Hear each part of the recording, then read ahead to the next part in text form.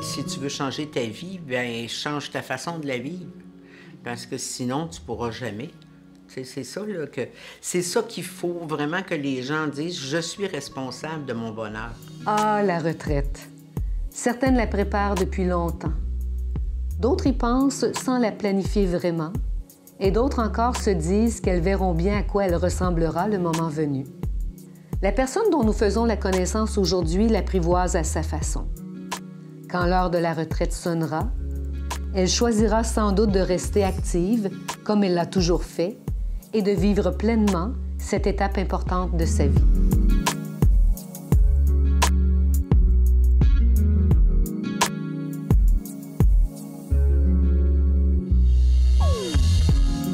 À 77 ans, la retraite ne fait pas encore partie du vocabulaire de notre invitée d'aujourd'hui. Avec passion, elle continue d'exercer sa profession de sexologue. Rencontrons Micheline Vachon. Micheline, tu as 77 ans et pour toi, la retraite ne fait pas partie de tes projets à court terme. Tu es sexologue et tu entends exercer ta profession encore pour plusieurs années si la santé te le permet. Mais avant de parler de ça, j'aimerais que tu me dises qui est-ce que tu es, toi, Micheline Vachon? J'aime ça que tu me poses cette question parce que c'est une réflexion que j'ai. Je suis d'abord une femme, heureuse, une conjointe comblée, une mère chanceuse, une grand-mère extraordinaire. C'est extraordinaire d'avoir une petite fille comme la mienne. Et maintenant, je suis arrière-grand-mère. J'ai même plus de mots à mettre sur cet enfant adorable. Alors, c'est un résumé de ce que je suis.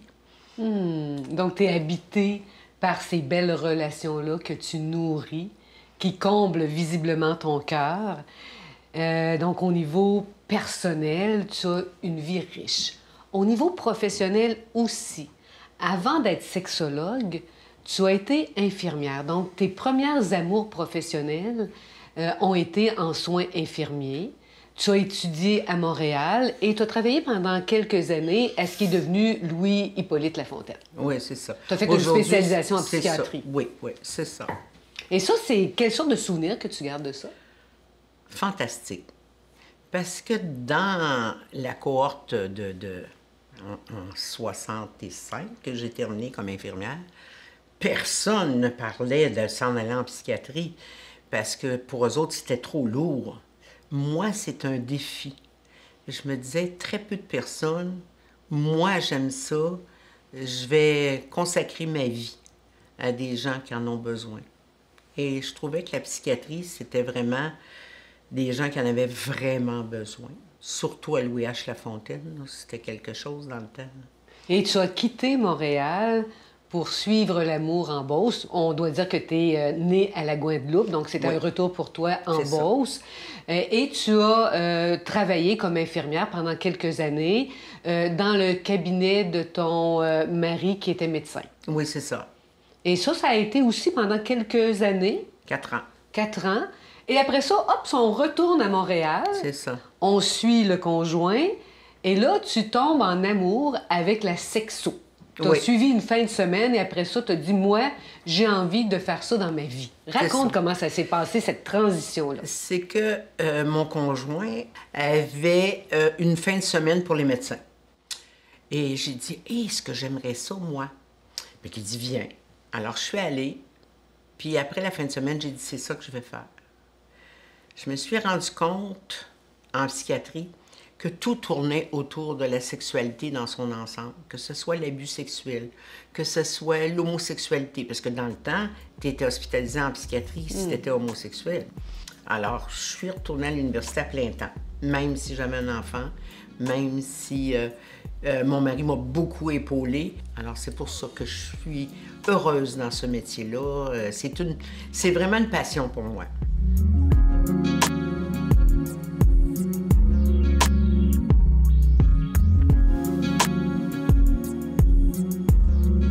Donc là, on est à Montréal. Oui. Et tu finis bon, cette formation-là pour devenir sexologue.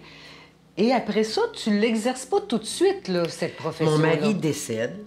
Et lorsque, un an après, un soir que je suis allée rencontrer mes amis dans un hôtel pour fêter, j'ai rencontré Pierre. Ton conjoint actuel? Oui, mon mari actuel. Et puis, mais là, moi, il n'en était pas question de m'en venir dans la Beauce. Parce que lui, c'était un beauceron qui était de passage dans le même hôtel où est-ce que tu célébrais avec tes chums de filles. Puis moi, je dis non, il est fin, il est gentil et tout, mais moi, Saint-Georges-de-Beauce, oublions ça. Et quelques mois, années plus tard, téléphone, visite et tout, en tout cas. Et maintenant, ça fait 38 ans que je suis à Saint-Georges. Alors, ton cœur t'a ramené en Beauce. Oui, mon cœur guide beaucoup ma vie.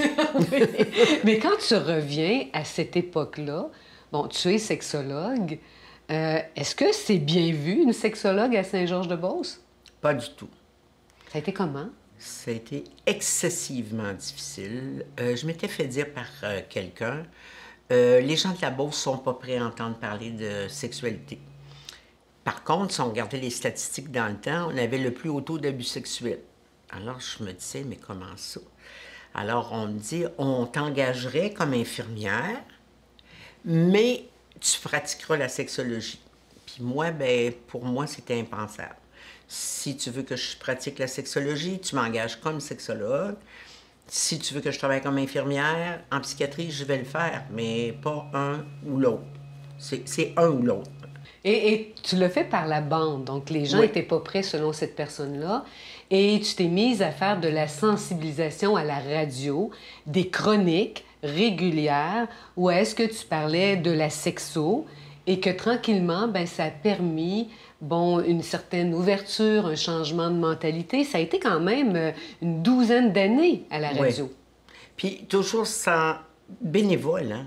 C'est que les gens ne voulaient pas payer pour ce service.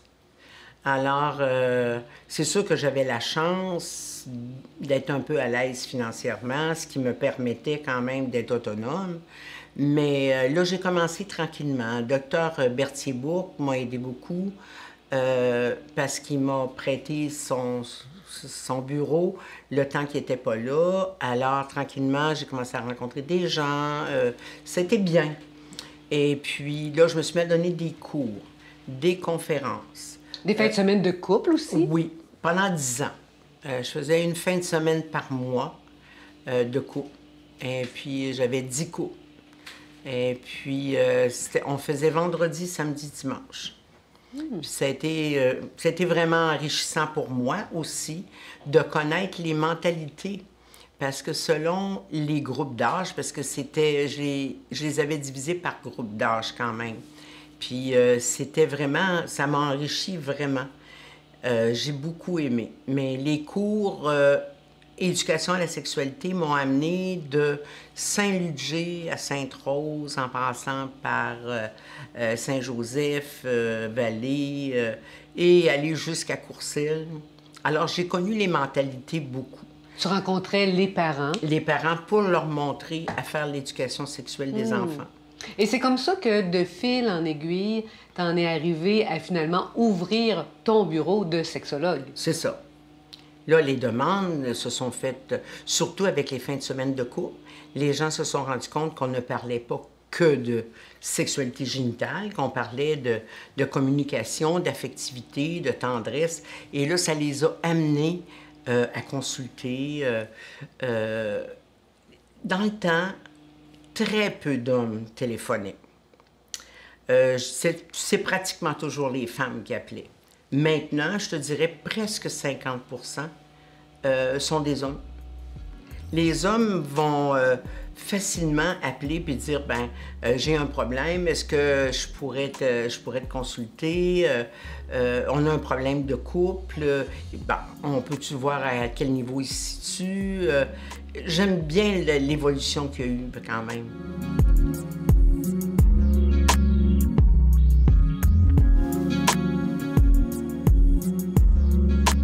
Micheline, en 40 ans de carrière, tu as dit que tu avais vu un changement de mentalité. Donc, les hommes qui te contactent plus souvent, avant ça, c'était davantage les femmes qui le faisaient. Les hommes qui nomment plus précisément aussi le problème pour lequel ils veulent te consulter. Mais aussi en ce qui a trait à juste démystifier la sexo. Hein, que la sexo, c'est pas juste la partie génitale, que c'est beaucoup plus large que ça. Je pense que la journée qu'on aura vraiment compris ça, notre profession va être plus reconnue.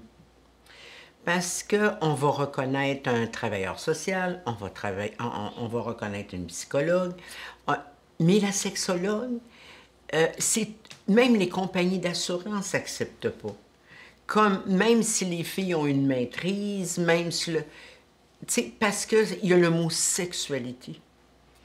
Alors, je pense qu'il y a encore beaucoup de travail à faire, malheureusement, parce que je disais en riant tout à l'heure, quand on a terminé notre cours, on se disait « Oh, on va changer les mentalités dans 5 ans, ça va être parfait. » Ça fait 40 ans, puis je parle avec des sexologues qui sont présentement des jeunes.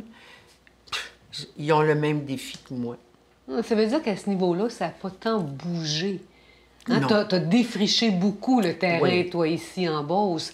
Mais après toutes ces années-là, tu vois que les sexologues doivent continuer de se retrousser les manches pour faire avancer encore Oui. ce changement de Beaucoup, mentalité-là. Beaucoup. Tu disais tantôt, un jour je serai à la retraite, bon, il y a de la relève, même si ça fait pas partie, comme je disais tantôt, de tes projets à court terme, tu avais quand même commencé à ralentir un peu. Hein? Tu étais passé de 5 jours semaine à 4 jours semaine pour avoir un peu plus de temps libre, pour permettre de voyager davantage avec ton conjoint. Donc, il y avait cette volonté-là quand même de commencer à apprivoiser un autre rythme. Oui. Avant la pandémie, là, oui. J'étais rendue là. J'acceptais plus facilement de me donner du temps. De me donner du temps pour aller marcher, de me donner du temps pour aller au spa. Ce que je fais, mais très peu, parce que j'ai pas le temps. Mais, tu sais, comme j'essaie d'enseigner aux gens, c'est moi qui va décider le temps que je vais choisir. Tu sais, Sylvie, on enseigne le mieux ce qu'on a le plus besoin de comprendre. Alors moi, je comprends encore difficilement, donc genre, je vais enseigner encore quelques années. C'est ça ma devise.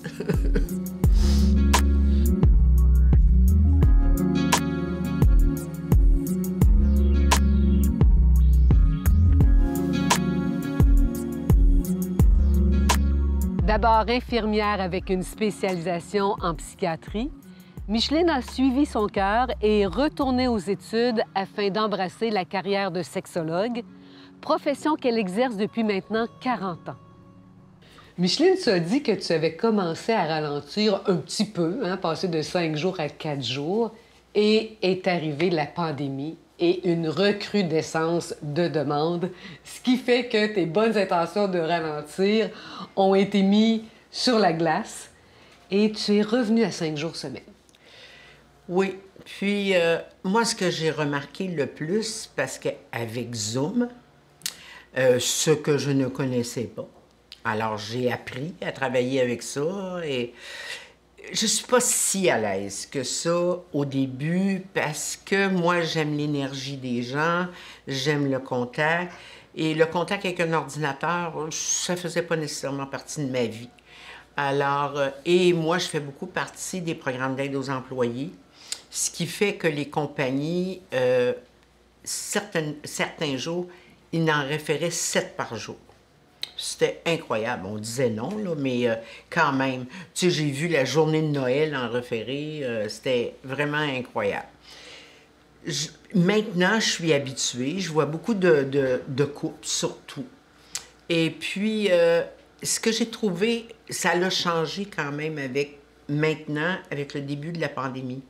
Les femmes étant beaucoup à la maison, les garderies fermées. Alors, ce qui arrivait, c'est que tu parlais avec la dame, tout d'un coup, l'enfant arrivait, « Maman, je veux un biscuit, maman, je veux un verre d'eau. » Et il fallait que tu restes focus pour vraiment comprendre. J'ai trouvé ça difficile. Le monsieur sortait, il allait travailler, alors il arrivait le soir, puis des fois, j'étais témoin de ça. Comment ça que tu n'as pas ramassé? Comment ça que le souper n'est pas prêt? Et moi, je suis là. Témoin de ça. Et je suis témoin. J'ai trouvé ça difficile au début. Est-ce que les motifs de consultation ont changé avec la pandémie? Ou si c'est sensiblement la même chose qu'avant, ou si tu as remarqué qu'il y a des difficultés qui sont plus aiguës? C'est que beaucoup moins de communication, beaucoup plus de... on dirait que le fait de se retrouver en couple à la maison, ce qu'ils ne vivaient pas avant, parce qu'ils allaient travailler tous les deux, puis ils arrivaient le soir, ça l'a causé quelque chose d'autre. C'est qu'ils ne savent plus comment communiquer. Ils ne savent plus... Tu sais, là, avant, ils arrivaient vite, les enfants, ça arrivait de la garderie et tout ça. Là, maintenant, quand ils ont été un bout de temps à la maison, toutes les deux, on dirait que l'agressivité monte. Moi, je vois beaucoup d'agressivité, ce que je ne voyais pas avant. D'impatience, de frustration. C'est ça. Elle comprend rien, il comprend rien. Là, je suis obligée d'enseigner comment communiquer, comment écouter. Tu sais, puis pas juste parler. Trouvez-vous des solutions. Mettez-les en pratique. Alors moi, mon rôle maintenant, c'est beaucoup de leur montrer à mieux communiquer. Et ce que j'entends dans ce que tu dis, Micheline, c'est l'importance de passer à l'action. Hein? Donc, tu enseignes. On voit que le côté de l'enseignante qui donnait des cours d'éducation à la sexualité, que la conférencière, que tes fins de semaine de couple que tu animais, bien, tout ça, tu as ça dans ton bagage. Et en tant que sexologue, bien, tu transmets ça aussi. C'est ça. Hein? Il y a des connaissances que tu partages, mais au-delà des connaissances, ça prend des actions, parce que même si on fait les plus belles prises de conscience du monde, si elles ne sont pas suivies d'actions, ben on va se retrouver avec le même genre de résultats. Toujours. Ouais. Si tu veux changer ta vie, ben change ta façon de la vivre. Parce que sinon, tu ne pourras jamais. C'est ça, là, c'est ça qu'il faut vraiment que les gens disent, je suis responsable de mon bonheur. Ça fait que si je veux être heureuse, il faut que je prenne les actions pour être heureuse. Qu'est-ce que ça me prend, moi, pour être heureuse? Qu'est-ce que ça prend à mon conjoint pour être heureux? Puis c'est ensemble, toi autant que moi, ça fait des années qu'on est en couple. C'est pas parce que ça fait 38 ans que je suis en couple avec mon conjoint que nécessairement c'est un long fleuve tranquille. Il y a des fois qu'il y a des... Il y a de la vague. Oui. Des fois, les vagues sont fortes. Mais c'est comment en arriver à se dire on va les estomper puis on va en arriver à une solution les deux ensemble. On va apprendre à surfer. Ah oui, ça, moi, je suis bonne là-dedans. et je vois, de la façon que tu me parles de ton travail, de l'accompagnement de tes clients, dans tes yeux, je vois encore de la passion après 40 ans, Micheline. Oui, puis non seulement c'est une passion pour moi, mais c'est une mission de vie. C'est comme ça que je vois ma profession. C'est comme ça que je suis heureuse. Puis moi, je me dis, si je suis capable de transmettre ce bonheur-là aux gens, puis le goût d'être heureux, j'aurai accompli ma mission. Femme de cœur avant d'être une femme de carrière, Micheline Vachon nourrit sa relation avec elle-même et avec les autres. Lorsque l'heure de la retraite sonnera, nul doute que sa passion l'accompagnera dans la prochaine étape de sa vie.